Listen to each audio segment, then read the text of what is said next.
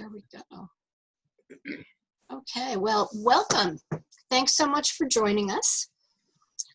It's an important topic that we're going to be talking about tonight. It's timely, it's important, and it's also a little bit confusing, so I'm looking forward to getting some clarity around this, hopefully. Shane had just asked if I could give an update on what's happening in Pennsylvania. So we still have a moratorium on executions that's been in place since February of 2015.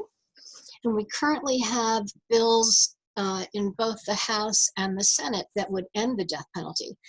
And we're really excited because we have a conservative Republican prime co-sponsor in the House, and that's never happened before. So we're really, really excited about that. We still have lots of issues with really less than adequate representation of clients. And so because of that, we have people that are put on death row that either were not eligible for the death penalty or they were innocent. So that's an ongoing issue. And we just had our 8th exoneration on Mr. Walter Ogrod, another case out of Philadelphia. He was just released after almost 30 years in prison. Most of that was on death row.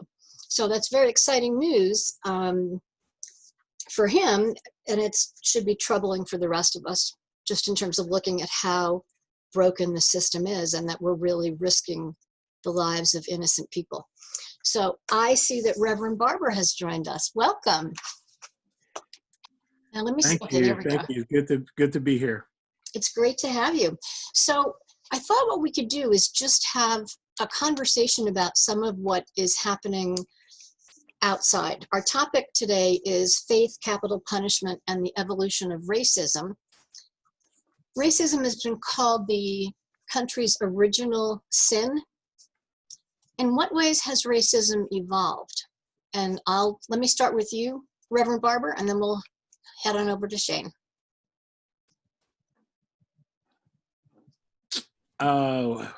In which ways have it evolved? So I think the idea of racism, right, overt, right, has went underground for a long while, right, Okay. and we had to prove, right, that that this was racist, or you know, and when we saw something overtly racist, even that it's still right, you still had to prove it, because that person would say, I'm not a racist, that was just kind of something that just happened, right? An example is the gentleman from Seinfeld who went off on a racist tangent, right? That was filmed, and then his next words the next morning were, I'm not a racist, right? And so things like that, where racism went underground, and to be labeled a racist was so hard to do, right? And now we're seeing a shift in what people are all of a sudden starting to kind of take in, like, oh, perhaps I haven't been watching as closely as I should, and I think that's kind of where I see a shift lately in something that has been a part of my life, right? So, right. And you know, I apologize. I should have asked you to introduce yourself. I was going to try, and then I realized you wear so many different hats that was going to be a task that I would not be able to do well, and then I forgot to ask you. So would you mind just sharing a little bit about your background? Sure, no problem. Leroy Barber. I now currently reside in Portland, Oregon.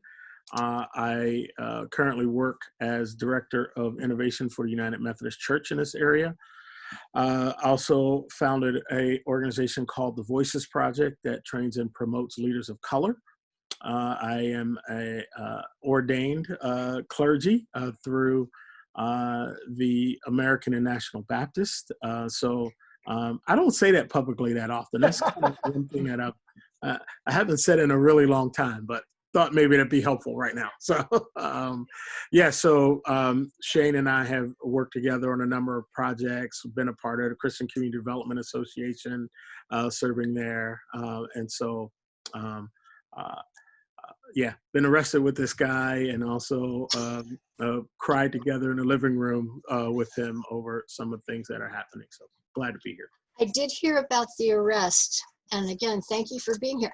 When I looked at some of the work you've done, I was really intrigued by the innovation director. That sounds like such a great position. What exactly do you do as the innovation director? Well, yeah, most of you probably know already, right, that denominations have been shrinking for, I don't know, 30 or 40 years. And my work now is to take a look out and go, where does innovation happen? Or where is it happening? And how do we connect into that as United Methodists in this area? And so my work is helping a massive ship try to take a turn towards engaging its community differently. That sounds exciting. I like it. So Shane, how about if you introduce yourself real quick? Sure. Yeah, it's good to be with everybody. Good. My name's Shane Claiborne. I'm a Tennessee boy that fell in love with Philly, and Leroy does have some roots here in Philly too. And so I've been living on the north side of Philly for about 20 years, and I'm a part of a community here called The Simple Way. I also write, and so does Leroy. He's written a lot of great articles and books, and I wrote a book about the death penalty and kind of the conversation that we're talking about tonight called Executing Grace. So yeah, and we're pretty good friends too. So when it came to thinking of somebody that we could have a good conversation about these intersectional issues, Leroy's one of the first folks that came to mind, because we've also not just thought about this, but it's kind of gotten under our skin enough that we did go to jail together with 16 other people calling for an end to the death penalty. So that's that's kind of some of the good trouble, as John Lewis says. So yeah, and I'm on the board of PADP, aren't I, Kathleen? So yes, you are doing everything we can to close the door on the death penalty here in Pennsylvania. So thanks for hosting the conversation. Well, thanks for joining us. I really appreciate it. Shane, I think I'm losing you. Well, I stopped talking, but you want me to talk a little bit about how I see this evolution of that was going to be yes, that was going to be my next question. Well, I want to say too that my awareness on this is just keeps broadening, because I grew up in a small town in Tennessee where we had the Confederate flag all over our high school. It was on our walls. It was on our football uniforms. We were the Maryville High School Reds.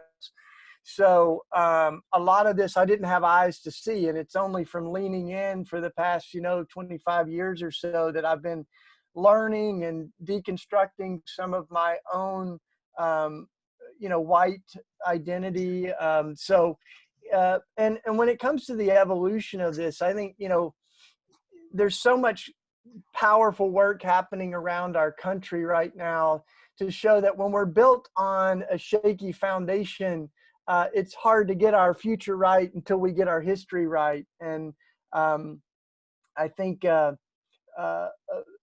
lot of what we see, even in our founding documents, a friend of Leroy and I's, Mark Charles, who's running for president as an independent candidate, he really points this out, that when you have your founding documents and the Constitution and Declaration of Independence that call Native folks savages and African Americans 3/5 human, and cases like Dred Scott that said black folks don't have any rights that white people have to respect, like that's just the residue of that is still there, of course. And I mean, we see that very profoundly, as we'll talk about in the death penalty. But 1 in 3 African American boys can expect to go to prison today, 1 in 3. And we've got less than 5% of the world's population, but about a quarter of the world's prison population. So that's, I mean, I think just some of how we've moved from slavery to mass incarceration is one space that we can see that happening. And certainly with the death penalty, it's kind of like the glaring disproportionality that you know, of what that looks like for people of color is one of the clear signs of that as well.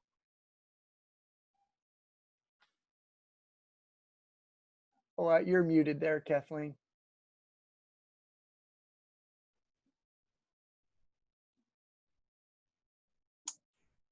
There we go. Technology, good days, bad days. So when I think about what's happening outside my home, we're in the middle of a pandemic, and we once again have seen attention paid to the police killing of Black men and women. And I say attention paid because it's not as if it ever stopped. It just doesn't necessarily get talked about very much. And my question is this going to be any different, or is this one of those situations where we're talking about institutional racism again, but nothing changes? So I'll say this. I'll jump in here. That the pandemic has in a odd way, right? It has uncovered history, right? Healthcare. If you haven't had healthcare access for a long time, education, poor wages, food access, churches without community attachment or engagement, right? All of a sudden, in the middle of this pandemic, all these historical injustices are coming to bear on us, right? And the history of racism, right, is coming to bear, and it is embodied by our police, right? So George Floyd, what the arrogance of the officer that kept his knee on George Floyd's neck, right, was a uncovering of the arrogance and history of race in this country, right? Like, and in so many ways, in 8 minutes and 46 seconds, we saw history unfold before our eyes. And I think that has changed the moment. People are paying attention because they saw that. Yeah, I think that there's, you know, water doesn't boil all at once. You know, it starts to steam a little and you see little bubbles before there's big bubbles. And another experience that Leroy and I had together was after Mike Brown was killed. We went to Ferguson and marched until we couldn't march anymore, right? I remember that one, we're young, we're strong, we're going all night long until like 2 a.m. And so I think these are moments that have been building into a movement that is more than just these kind of separated incidents. I think more and more people are realizing that these are very connected, and so when I look at what's happening right now, I am both grieved by the pain that had to happen or that it took to get white folks to pay attention. But I think that it is history being made, even in Philadelphia, there's the low hanging fruit of Rizzo, a notoriously racist mayor and police commissioner that's now gone. There's other statues all over our country that are coming down. In Tennessee, we've still got a statue of Nathan Bedford Forrest, the founder of the KKK. So those things I think are the like overt signs, but underneath all of that, I think there's an incredible conversation and movement happening to rethink policing, to look at the systemic injustice of the prison complex, and all of those intersectional issues of justice. So, and I think what's happened is that racism isn't getting worse; it's just getting broadcast. It's getting recorded. And we have tools now that we didn't have, social media and others. And so, I think all of this is a pretty incredible thing to see happen, and hopefully has some really concrete fruit, outside of just, I think the statues are important, like Brian Stevenson, who's been, someone I think many of us admire, a good friend of Leroy and I's. And one of the things that he says is, you don't remember history by honoring the perpetrators of violence. I mean, you don't go through Germany and see statues of Nazis. You see the names of all those who have died, casualties of that hatred and fascism. And in our country, somehow we still are honoring the wrong side of history. And we keep telling African-American folks to get over it. I heard this, I can't remember who it was this stand-up guy, but he's going, you go, well, it's been 400 years. Can't you just get over slavery? And then you talk about Jim Crow and they're like, well, that's a generation ago. You talk about the last police shooting, they're like, that's a week ago. And then you talk about 9/11 and everybody goes, never forget. So I think I think we're in a moment now where a lot of people who haven't been as sensitive to this are becoming more and more sensitive. And thank God, the amplification of so many of the women and young people that are in the streets. I think it's moving people's hearts, Kathleen. So one thing that's been interesting and surprising is that there's a lot more white people in the street protesting than I have seen since the 60s. And so, Reverend Barber, I'd love to hear you just give a reaction to that. What do you think that means?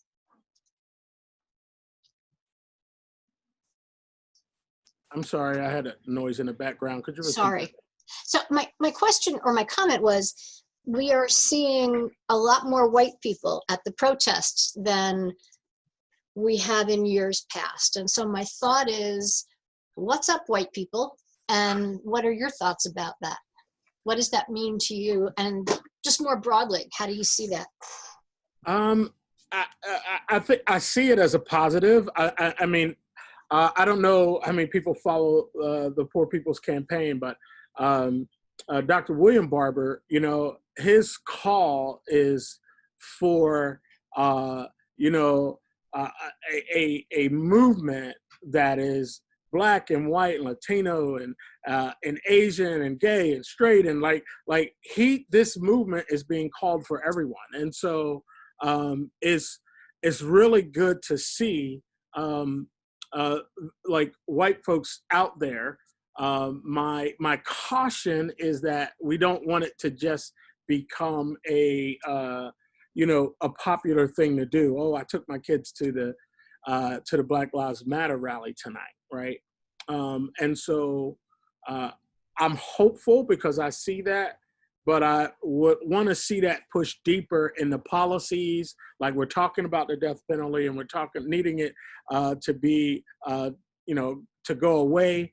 And how do we get that done, right?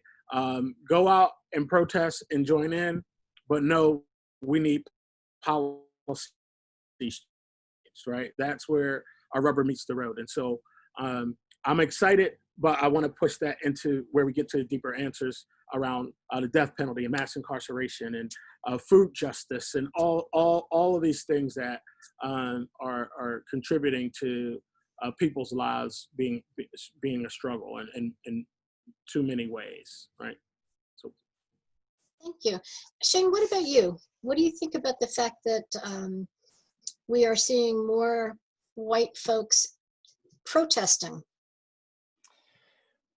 Well, I mean, I think what I'm stunned by is how many young people there are, how many courageous people there are, that are, and I mean, we had 100,000 people in the streets, in Philly, and it was a beautiful spirit of hope, reimagining, our country. There were a lot of white folks, and I think that's great, but I also, I mean, we've got some risk, but I think of those that have so much that's at stake in this, and like I saw one video where some kind of young white kids were putting Black Lives Matter on a building in spray paint, and the young Black organizers were saying, no, don't do that. They're not going to look at that and blame you. They're going to blame us. And you're undermining the movement. So I think there's a lot of complexities that are, out there. And right now, like, we've got to be standing behind, joining organizations, supporting businesses that are owned by Black and brown brothers and sisters. We need to be reading books that are now, thank God, they're on the bestseller list. Half the books that are getting out there are about racial justice. Some of them are geared towards white folks. Like, I think of some of the books like White Fragility and Ibram Kendi's books, that are incredible books for our kind of expanding our minds and awareness. But there are a lot of voices that we need to be listening to right now. And I think some of this is because we realize that there are some really deep principalities and powers that are at stake right now. And it's been said, that Trump did not change America. He just revealed America. And I think that's definitely what we see. And so our identity as white Americans is also at stake. I think, what do we believe? And we're seeing some versions of white patriotism or whatever that really look nothing to me like what I see Jesus teaching and the things that I value and care about. Excellent transition. That was where I was going. So as people of faith, where do we fit in? What are we called to do?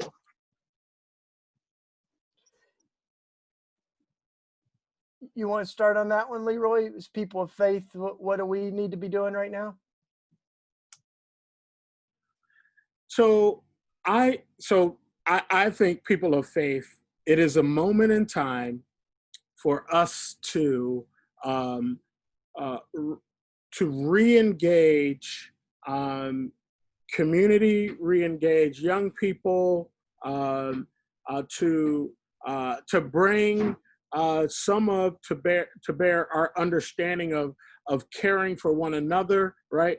We've learned to care for people inside our walls, right, and stay in those places. But I feel like right now we can get out of this space, and quite honestly, I think we're at a moment, just like Shane said, where there are all these incredible voices of leaders and people of color that we can listen to help us reframe and reshape what it means to be a faithful follower of Jesus right now, right? And so all of that's before us, and I think we need to seize the opportunity. From the words of Reverend Barber, it's time, right? And let's get after this moment that we're in. And I think the church has got some, and people of faith have got some recalculating to do. Thank you. Yeah, I grew up with a version of Christianity that was much more about going to heaven when you die than how you live on earth. And, as the old saying says, that a lot of Christians are so heavenly minded, we're not much earthly good. So I mean, what part of what we've got to do is look at our faith again and see that almost every time Jesus opens his mouth as a Christian, I'm a collaborator with people of other faiths and no faith, but when I look at Jesus, almost every time he's talking, he talks about the kingdom of God. And it's not just something that we're to go up to, but something we're to bring on earth as it is in heaven. So this idea, we've got to really get rid of this idea that our faith is just a ticket into heaven and a license to ignore the world we live in. And part of why, Leroy's talking about the shrinking of denominations is I think a lot of young people are leaving the church because we keep promising everybody life after death, and they're going, is there life before death? Isn't Jesus relevant to the world we live in right now? And it's not that we've made the faith too hard, but we've made it too easy.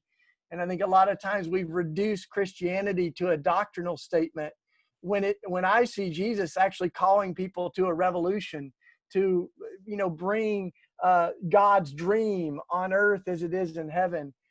So that's what we get to invite people into. And for me, it's my faith that fuels my passion about ending the death penalty and mass incarceration, about caring about racism and systemic injustice, caring about the environment, and caring about other issues that affect my brothers and sisters too, because loving my neighbor as myself means I can't ignore the policies and the history that has dehumanized them for far too long. Yeah, and people have, to tap onto that, people have given faith a bad name, right? And what Shane just named, right? That is the heartbeat of the faith. That is who we are. And we got to get a better story out there about what it means to be a follower of Jesus and a person of faith, right? We're unapologetically people of faith, but you've got the wrong definition of it, in my opinion. Many have the wrong definition of it.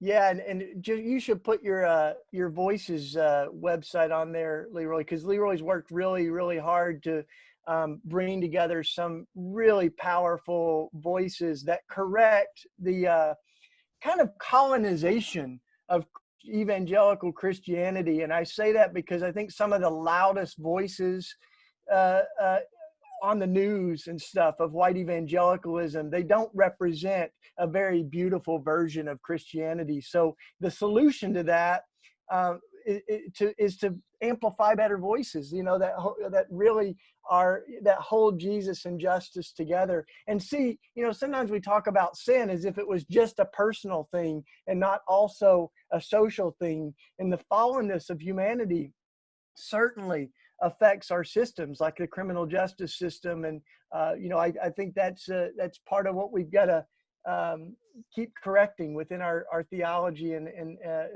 Red Letter Christians too. I'll put our website on there. Leroy and I help lead that, and it's got dozens and dozens of speakers and writers and musicians that are singing a better version of Christianity. And I don't say that in some self-righteous way, but we just want a Christianity that acts like Jesus again, that loves like Jesus, that flips tables in the temple like Jesus, and so we want to center ourselves around that. And the more you look at Jesus, you see how different many of our politics are from the things that Jesus taught in the Sermon on the Mount. So what do you see as the connection between racism and capital punishment? And Reverend, if we could just start with you on that, how do you see those two linked? So, like we said, I think the embodiment of historic injustice sits in our police department, right? In our police departments, in that system, and the idea that it is okay, right, to take the life of certain people, right? They flow together, because in the death penalty, what we're saying, right, or what we're seeing, not what we're saying, what we're seeing is that same idea that certain people, we can take their lives into our hands, and we can decide life and death for that person.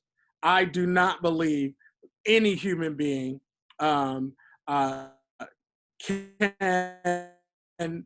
take that responsibility on. That is not ours to give and or take in any way at any time. So the two flow together for me in that space. On the streets, we see a cop taking into his own hands someone's life who he has dehumanized. And in the same way, we see within our system, some people have permission to say when certain people die, right? And it's the same thing for me. It's the same foundation. And I don't think we have the right ever to make that call. So was that what you believed all along, or is that something that you sort of came to later in life? I think it developed in me, right? As watching and believing and being taught in a colonized system. Yeah, some of that stuff was in me, but over time, my theology developing and who I read and who I let speak in, and some of the fantastic women of color that took me under and began training and talking to me about ways in which this plays out differently, even taking into effect the history of Black people in this country and all of the moments of grace we see throughout history that black folks have given white people, right? Like that in and of itself is a testament to, you know what? Life or death doesn't lie in my hands. Justice might is, but to say I can kill someone, nope. I am completely, I see no part in my life as a follower of Jesus where there's room for that. I like your certainty. That's great. Shane, how about you? I know that you have an interesting backstory in terms of how you came to the position that you have on capital punishment. Yeah, certainly. Well, on a lot of these issues, I spent as much of my life on the others, arguing the other side of them, as I have, where I am right now. I felt passionately for the death penalty and had all the Bible verses to back it up, and that's why, it does give me a little bit of grace with folks that are thinking through these things, because I know I'm not the same person I was 30 years ago or whatever, but, what I began to do is re-examine some of my theology, but I also got closer to this issue, and it became more personal. As I got to know folks that were wrongfully convicted, I started visiting people on death row, and also getting to know the victims of murder who are against the death penalty and don't believe in the lie that it heals the wounds of violence by killing someone else. And so all of those things really moved me. And when it comes to the death penalty, there are two things that really struck me. One is that as much as we like to talk about being pro-life, the death penalty wouldn't stand a chance in America without Christians. And literally 85% of executions happen in the Bible Belt. So the Bible Belt is the death belt in America. And that breaks my heart. Tennessee just brought the electric chair back. Texas is half of the executions in the country. So where Christians are most concentrated is where the death penalty has survived. What's also true, and what's so important about race, is that the same states that held on to slavery the longest continue to hold on to the death penalty. And where executions are happening now is exactly where lynchings were happening 100 years ago. So, it kind of becomes impossible to talk about the death penalty divorced from our history of racial terror and what we've done to African Americans in this country. So we see it in the form of mass incarceration as well. But just to throw a couple of stats out, what happened is we moved from the public lynchings that were happening regularly, in the early 1900s, and they're not over. I think what happened to George Floyd was a lynching, but I think like this happened, in public ways, thousands of people watching, and we moved towards legal executions. But when we did that, and just like look back to 1950, African Americans were about 20% of the population, just over 20% of the U.S. population, but there were 75% of executions were Black folks. And now you fast forward, to where we are now, and African Americans are about 12 to 13% of the population, but they still make up almost half of the folks on death row and over a third of the executions. So, we like to think that we reserve the death penalty because we're going to use it for the worst of the worst. But the truth is that we're using it disproportionately for people of color, and we're not killing the worst of the worst. We're killing the poorest of the poor. And what usually ends up leading to an execution is not the atrocity of the crime, but arbitrary things like the lack of resources of the defendant or the race of the victim. When the victim is white and the defendant is Black, overwhelmingly, that is a lethal equation that often ends up in an execution. Whereas in the state of Florida, there had never been, until just recently, there had never been a white person executed for killing it just wasn't, an execution worthy case. So I think we see that. We see it in cases like Dwayne Buck, where literally just recently, in his case in Texas, expert witnesses argued that black folks are more likely to be violent than white folks. And that was allowed in the case that led to his death sentence, which is now, thank God, it's overturned. But, the removal of black jurors, I mean, it has so many different manifestations. But there's just no way that we can think that racism doesn't affect who lives or dies when it comes to capital punishment in America. I mean, we just, I've got a little map here that I made for when I was writing my book of exactly where lynchings were most prominent and where executions are most prominent. And they just, add up. You see that residue of racism. And as Brian Stevenson says, the modern day death penalty is the direct descendant of lynching and racial terror in America.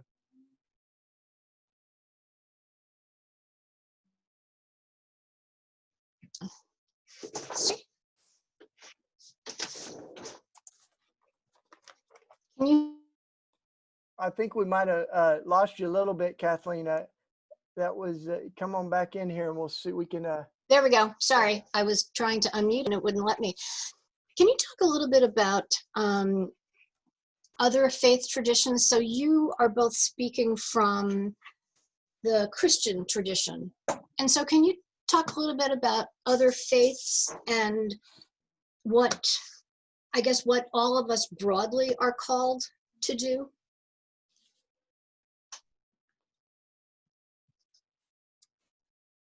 I will say that a lot of, especially the nonviolent approach to a lot of these issues. Remember, we have a few examples, right? A few major examples, and one of them is Gandhi. That is not a Christian tradition, right?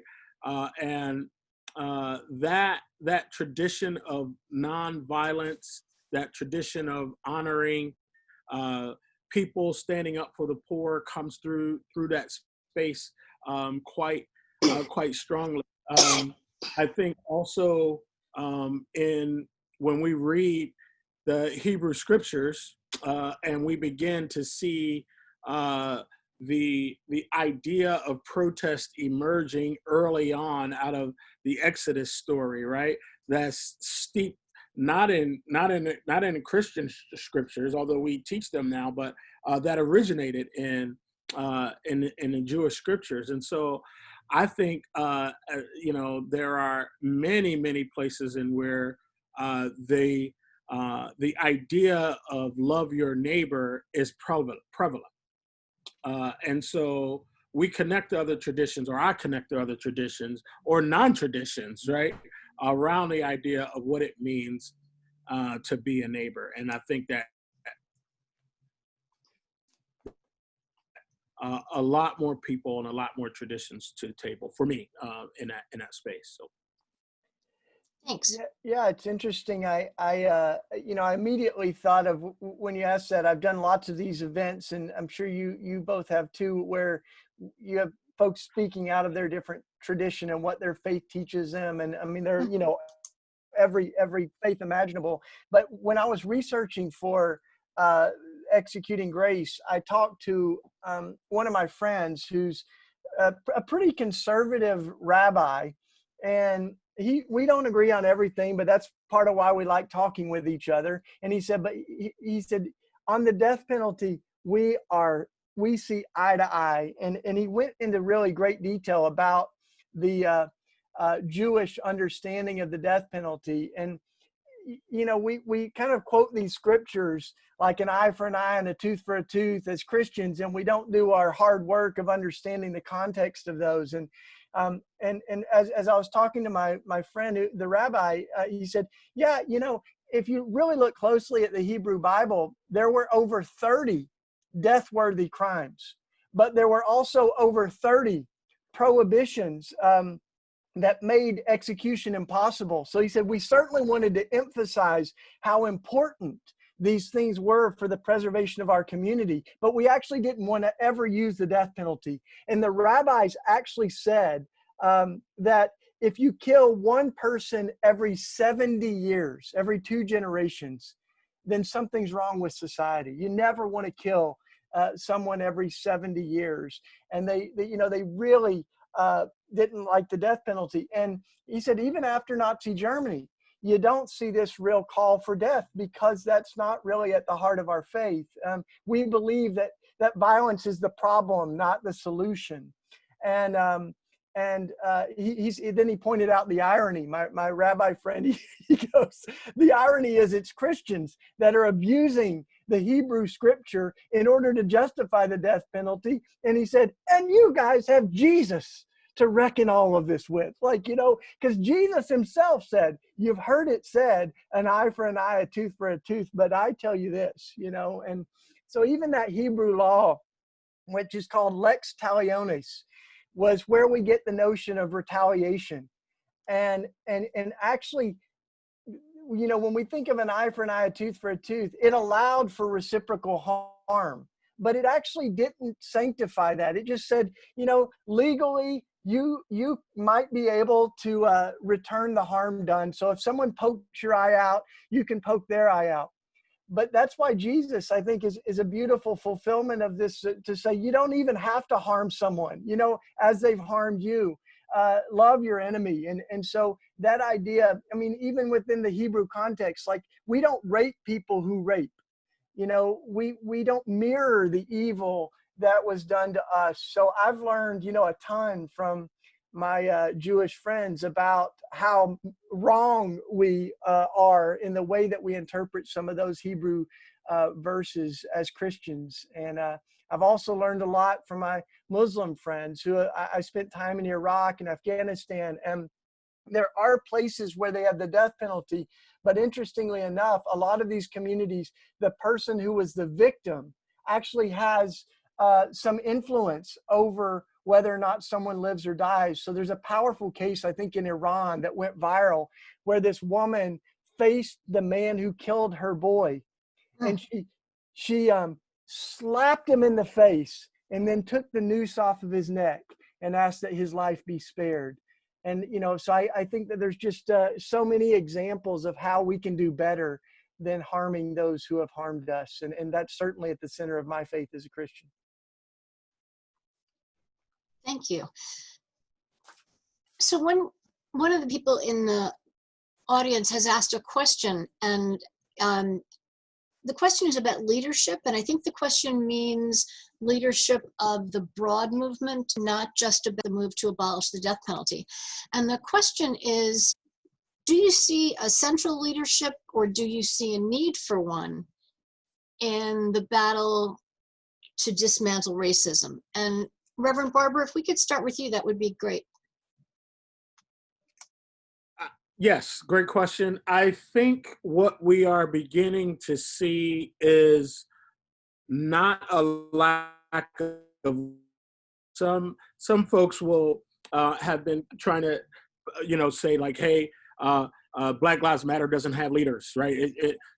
What they, whether you agree or not, I don't know, but what they've done is decentralize leaders. So there are leaders all over the place, right? And these leaders are leading within their context. And if every context is different and every context is valuable and every person is valuable, we're going to see a dynamic leadership emerges that is decentralized. Not leadership less, but more people engaged in leadership within their context that creates a dynamic movement that will rid us of this problem once we embrace that kind of engagement by local people, where they live, on their blocks, in their houses, in their local communities, right?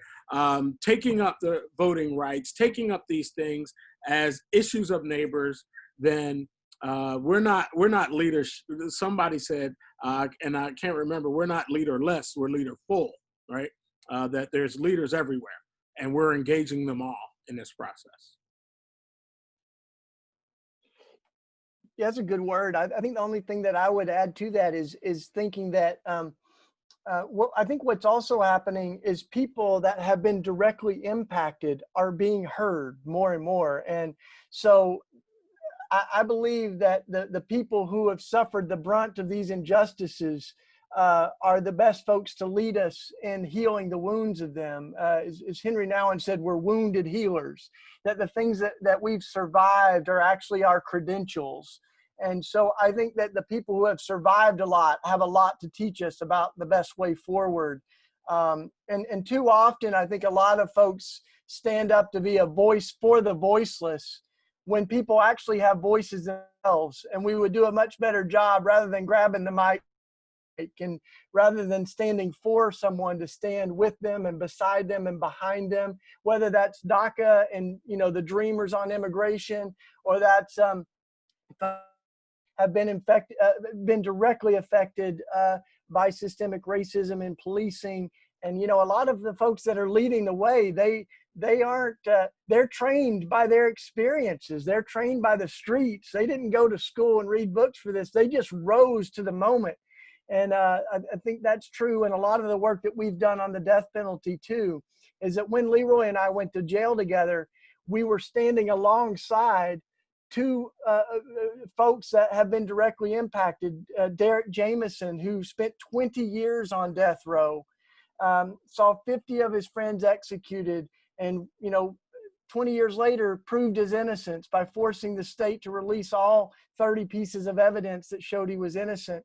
We stood alongside Suzanne Bossler, whose father was a pastor who was killed, and she is, you know, convinced that the death penalty isn't the solution to the violence that we see.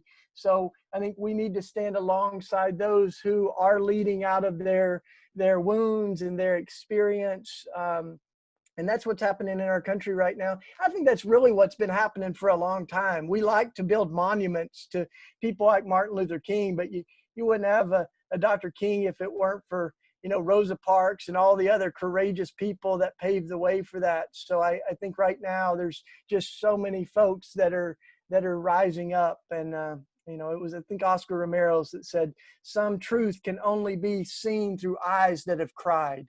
So the eyes that have cried have a lot to teach us right now. That's powerful. So when you think about the journey that I think we're all on,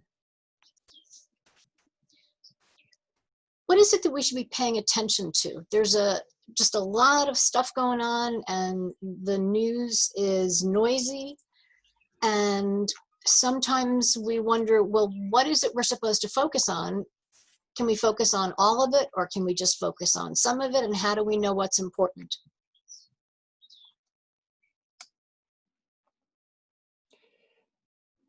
Well, I think we've got to see that these things are very intersectional, or as Reverend Barber says, we need some fusion organizing, because these injustices are intertwined. So these aren't just, we can't see these just as random issues that we can choose whether or not to care about. Is it the death penalty or gun violence or mass incarceration? But that there's really, you know, deep intersections in these.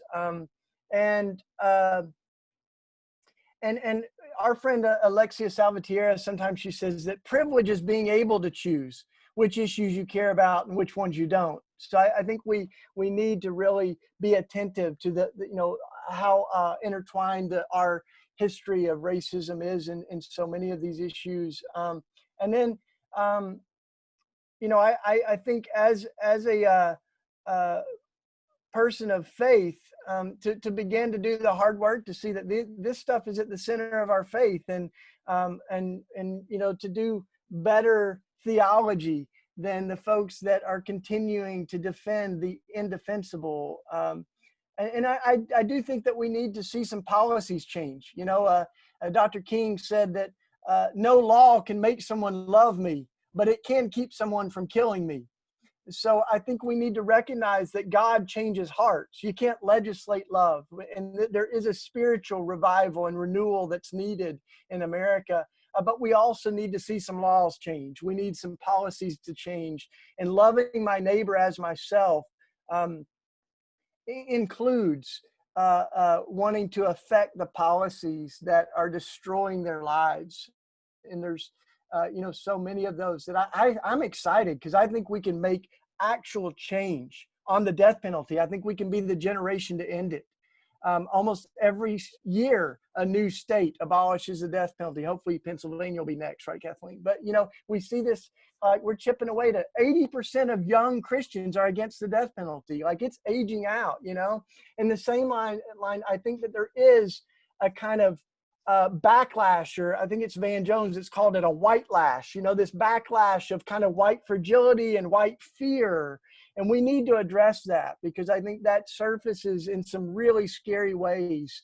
And I stand on that biblical promise that love casteth out fear, and when fear is driving so much of our obsession with guns and militarism and militarizing the police and not, and demonizing immigrants, when it's fear that is driving our policies, we're all in trouble.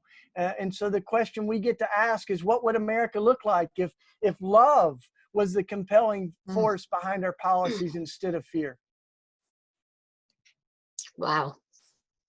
Powerful, powerful. Reverend Barber, what do you think about the idea of, there's an interesting dynamic where I've seen lately that people that have not been involved in the struggle, particularly white people, are now looking to Black people to give them a primer on how not to be racist. I have some pretty strong feelings about that myself, but can you just respond to that request when you get it? Yes, so that's a great question.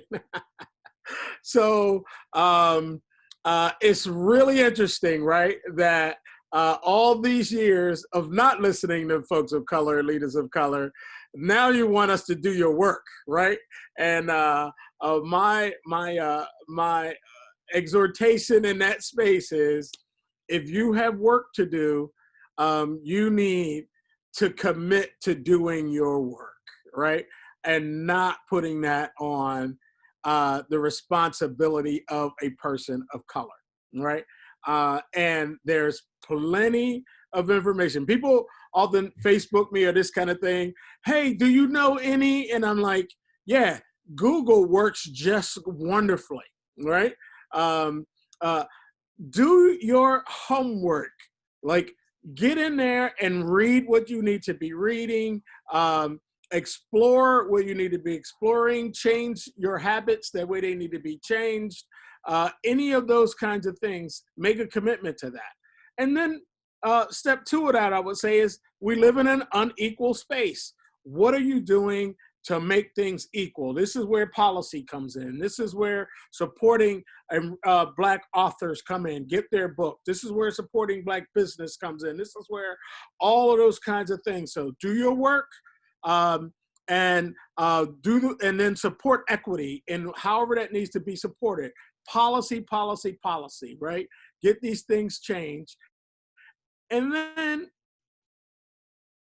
had any inkling of a relationship with somebody, like, don't start a new one. Try to build off of the one you do have, or the one that might be distant. I don't know where that'll be. I don't know where that is. But if there's one that's there, work on that one. Because a relationship with me somewhere else is not going to go as far as the depth of you working on a relationship with somebody whom you haven't listened to, who you have looked over, who you've walked by, or who you've dismissed, or who you dehumanize. How do you build a relationship in that space, right? So those are kind of three answers I give. Do your homework, support equity, and work on an existing relationship that you may have. That's powerful. Thank you. Shane, what about you? What do you think about this whole white people's work? Yeah, well, I've been trying to post a lot of resources and engage people, because I think that there's, I recommended a bunch of books and resources that are written by Black women and other Black leaders right now. And if you go to our website at Red Letter Christians, you'll see all kinds of really beautiful voices. We talk about harmonizing, but not homogenizing, and that we're as wise as we are diverse. And if it's all white, it's not quite right. We need to reflect the diversity of God's fingerprint on creation and community. I think there's also some good books that are written towards white folks, like our friend Daniel Hill has been doing a lot of hard work on that. He wrote Wide Awake, and he's written a new book, White Lies. And Jonathan Wilson Hartgrove's written Slaveholder and Revolution of Values. So I think there's a lot of folks that might be a couple of steps ahead that we can talk to each other, and again, like when, one pastor prominently this past week, Louis Giglio, who I know, he's trying to make sense of some new things. And he said something so hurtful that he, trying to rethink white privilege as white blessing.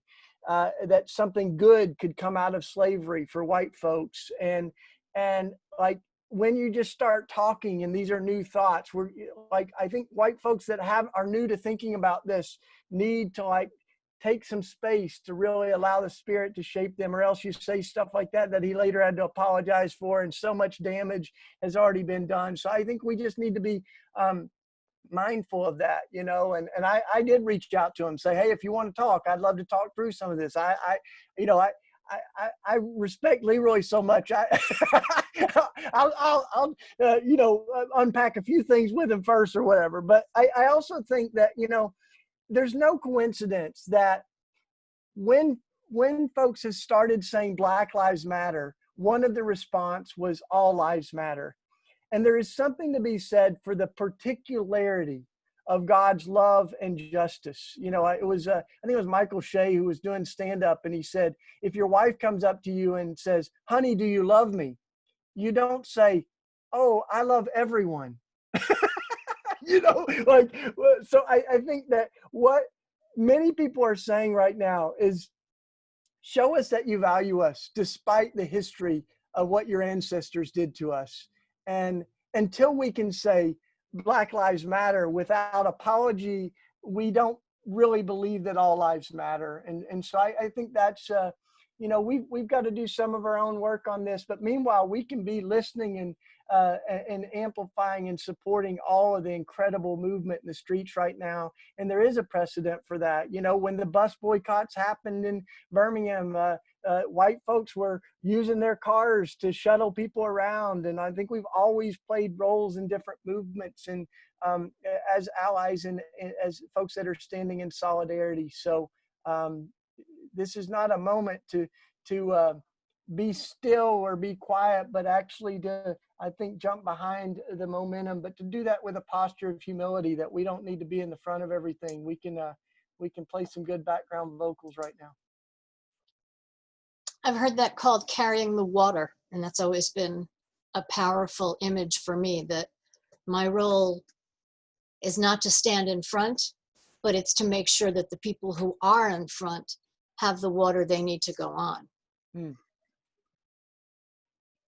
Reverend Barber, you actually wrote a book called Red, Yellow, Black, and White, Who's More Precious in His Sight? Which I think butts right up against the conversation we're having. So I don't have a question. That's just an invitation to talk. Well, thank you for the invitation. That book took a good look at our idea of missions as people of faith, after being involved in missions and mission context for a very long time, taking a look back and the look back really led us down this path of seeing that there was a ceiling, and that ceiling was limiting leaders of color in significant ways. So much so where our foundations, our folks doing good work in 501c3s and all of these, and end up being, 85 led by white folks to the tune of 85%. And the communities they're working in being 55 to 60% people of color. And so this big drastic difference in who's leading these organizations and who are the people that are so-called getting cared for in missions. And so that this book kind of takes a look at that and dives into stories of folks who have been working in those spaces for a long time. Takes a look at funding. You know, when we first wrote that book and put out a figure that 97%, right? Get this, 97% of all giving to nonprofits in our country, which is some, you know, $300 billion, right, goes to organizations led by white folks. 97%, right? And looking at things like that and the drastic injustice that sits in the middle of something that is supposedly doing good for people. So that's what that book centers on: red, brown, yellow, black, and white. Who's more precious? And so if you just look at numbers and look at funding and look at those kind of things, you would say leaders of color definitely aren't precious because they have been hindered in doing a lot of this work. That's powerful. Thank you. So one of the questions that came up in a couple of different ways in the chat is, how do we take activism into legislative action, locally, statewide, and federally? Yeah, I can start on that. I think that there's again, I think there's different approaches on these different things. So like on the death penalty, I think we need to start with closing the door on capital punishment, you know, altogether. And you're on the front lines of that here in Pennsylvania, Kathleen. So that's why I stand wholly behind the you know, PADP and all the other organizations around the country. Because, I mean, let's first stop killing people, you know, and it's also why this is not a partisan thing. There's tons of conservatives that are very concerned about how much we trust our fallen governmental systems with the irreversible power of life and death, and how much money it costs to keep the death penalty. So I think we can have a great new movement to abolish the death penalty, and then to rethink incarceration. I think we need to, especially those of us that are Christian, but really all of us can be thinking about restorative justice. And I think our paradigm for justice is often, what did they do wrong and what punishment do they deserve? And restorative justice, which is the best translation of the biblical word justice in Hebrew and Greek, is this idea that's not just about getting what you deserve, but it's about healing the wounds. And even the person who has created wounds can be a part of participating in healing some of those wounds that are there. So there's countries that are way ahead of us on that, like in New Zealand's youth system and others. There's great groups like EJUSA that are working on restorative justice models. For me, my big framework for all of this is a consistent ethic of life. Because I grew up saying I was pro-life, but I really talked mostly about abortion. And I still care about reducing abortions. But I've also come to see that gun violence that claims 100 lives a day is a pro-life issue. The movement for Black Lives is an issue for people that care about life, and the environmental justice. So many of these are issues of life. So we need a more robust, I think, ethic of life that can shape our policies. And I'm glad to see, you know, some of our immigration work on the recent decision of DACA. I think we need a whole, you know, path to citizenship. We need to give folks alternatives, and see that mass incarceration is largely this evolution of economic enslavement, where you know, the 13th Amendment didn't abolish slavery. It just abolished, it said slavery is illegal unless the person's convicted of a crime. And so literally we have folks that are incarcerated that are making $1 a day doing crimes, doing work that they would be, you know, have to be paid more for if they weren't incarcerated. I mean, one of the big issues in Philly was it was to try to outsource mail delivery and sorting to folks that were incarcerated. And they won just on a technical charge that folks that are incarcerated can't look at people's private addresses and stuff, but it doesn't mean that we can't continue to outsource sanitation jobs or others to folks that are incarcerated and pay them a, you know, slave wage of $1 a day, and other people lose their jobs that, you know, as we do it. So all of that, you know, I think we need to create better policies around. Yeah, and I'll just add a little on that. Those policies play out locally, right? And local organizing, like on your block, in your community, in your neighborhood, is so important, right? Getting people to see locally, you can organize to make changes within your context. And people getting that understanding that these, they are, right, they can govern, they can speak into, they are the polis. If the person who is in that office doesn't meet the needs of the community, get them out, right? Like you do not have to put up with that, right? Empowering local people to make local decisions for the polis of their communities, right? That is where we start. Your school isn't doing and meeting the needs of all children. Get that, whoever that school board is, get them out. You can push them out, right? Like that kind of understanding is where we are seeing this happen. It's magical, right?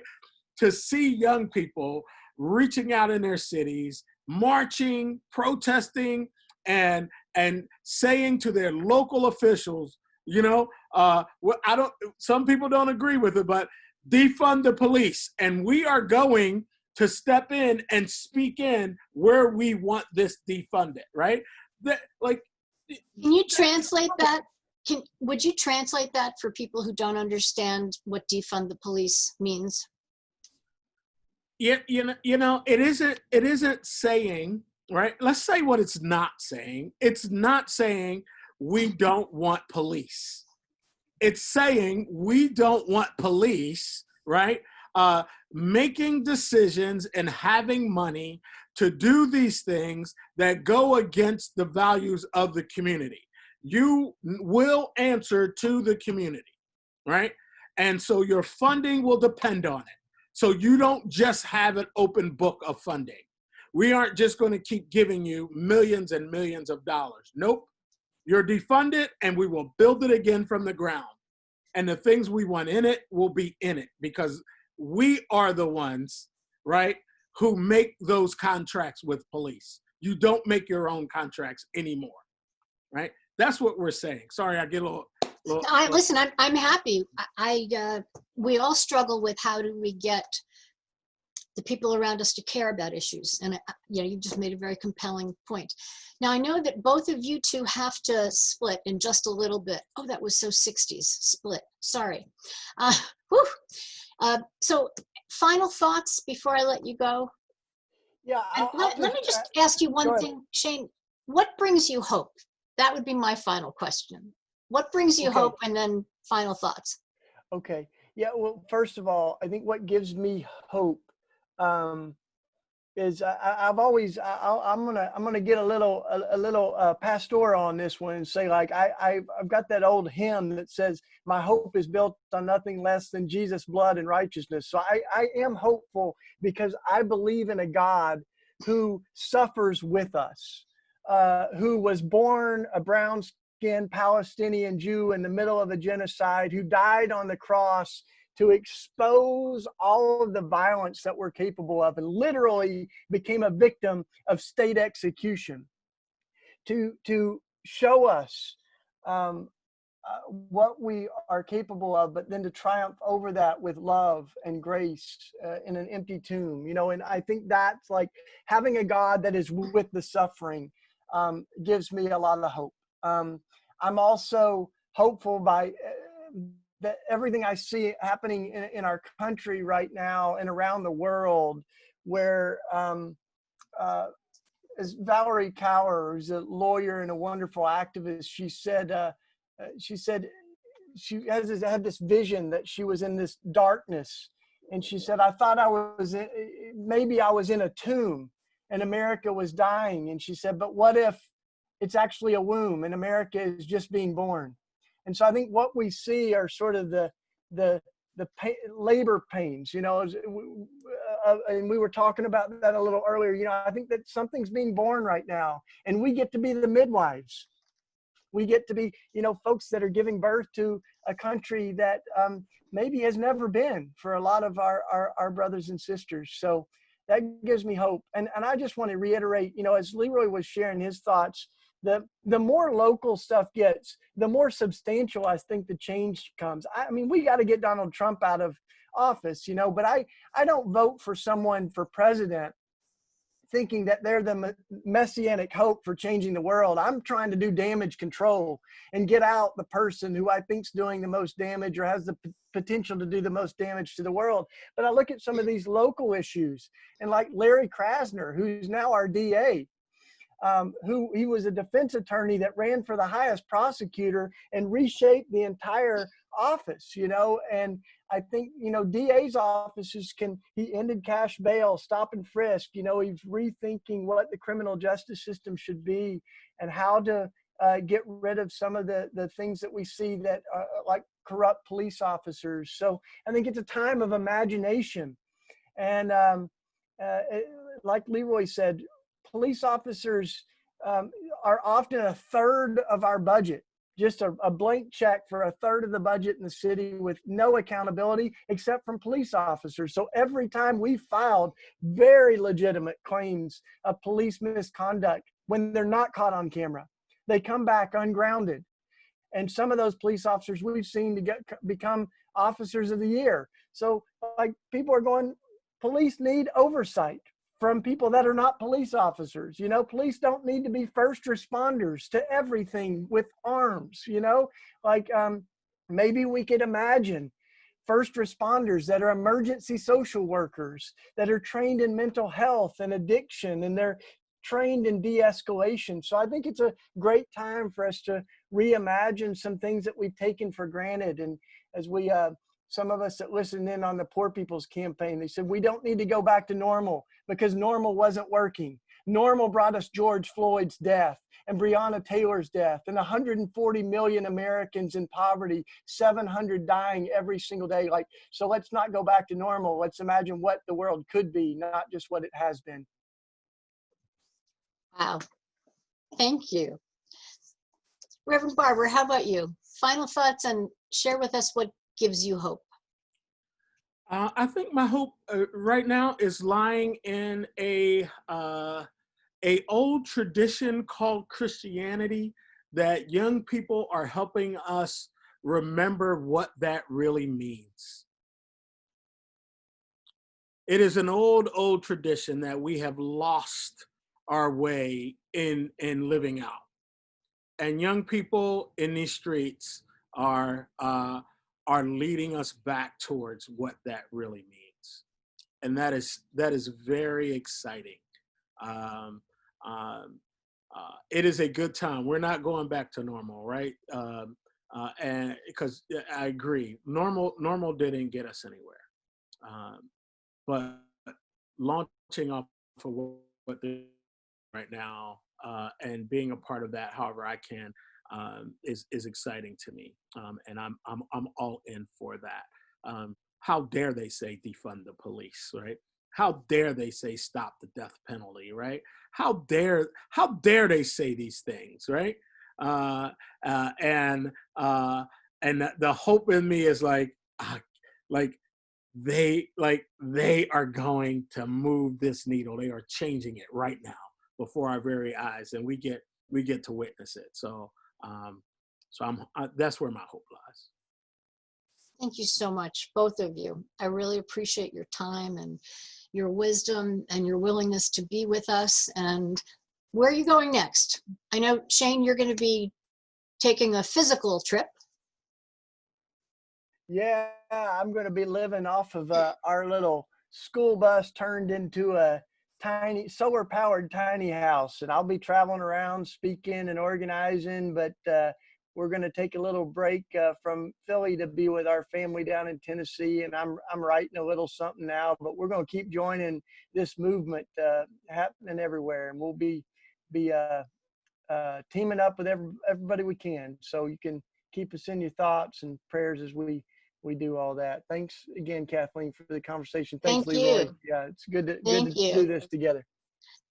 Reverend Barber, how about you? What's next for you? I know that you have a home in the parish that you've been in, but you also tend to start things, I have seen. And yeah, so we have a giant announcement going to happen at noon Pacific this Thursday about our next move. And so where can we see that announcement? You can see that at the voices-project.org, or you can see it on my Facebook Live at Leroy. It's just Leroy Barber. And we'll be streaming them at noon this Thursday.